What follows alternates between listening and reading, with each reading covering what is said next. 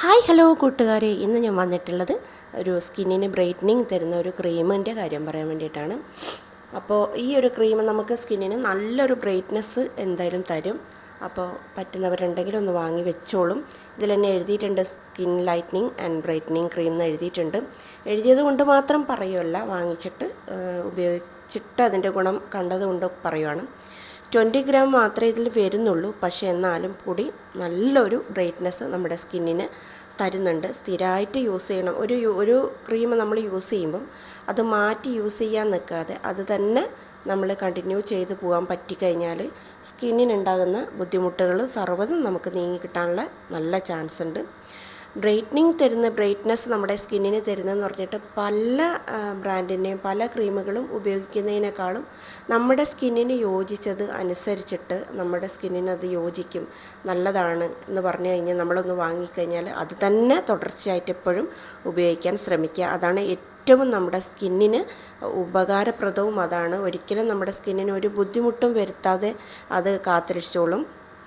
അതുപോലെ തന്നെ skin brightening എന്ന് പറയുമ്പോൾ നമ്മൾ ആദ്യം ചെയ്യേണ്ട സ്കിൻ ആദ്യം ക്ലീൻ ചെയ്തിട്ട് നമുക്ക് ചെയ്യാനുള്ള ഫേഷ്യലോ അല്ലെങ്കിൽ നമുക്ക് ചെയ്യാനുള്ള വീട്ടിൽ നിന്ന് ചെയ്യാനുള്ള എന്തെങ്കിലും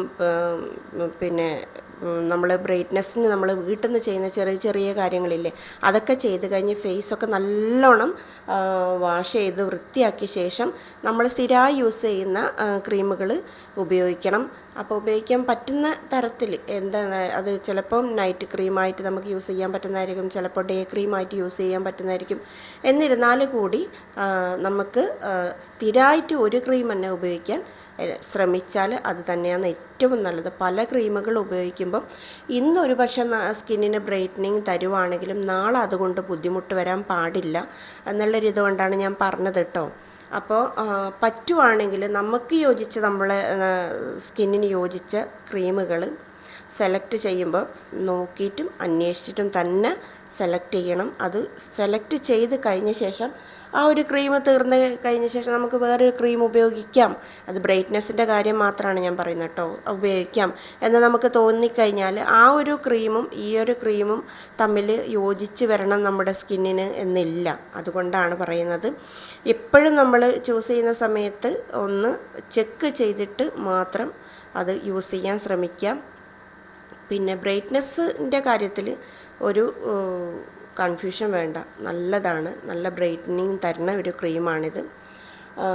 എന്ത് പറഞ്ഞാലും എപ്പോഴും ഒരു നൈറ്റ് ക്രീം നമുക്ക് ഉപയോഗിക്കുന്നത് സ്കിന്നിന് ഏറ്റവും ബെറ്ററാണ്. അപ്പോൾ ആ ഒരു നൈറ്റ് ക്രീം വാങ്ങിയിട്ട് യൂസ് ചെയ്യാനും ശ്രമിക്കുക. അതുപോലെ തന്നെ സൺസ്ക്രീൻ എപ്പോഴും നമ്മൾ കരുതി വെക്കുക. എപ്പോഴും സൺസ്ക്രീൻ ഉപയോഗിക്കാൻ എപ്പോഴും ശ്രമിക്കുക. അപ്പോൾ ഇന്നത്തെ വീഡിയോ ഇത്രയേ ഉള്ളൂ. Bye bye.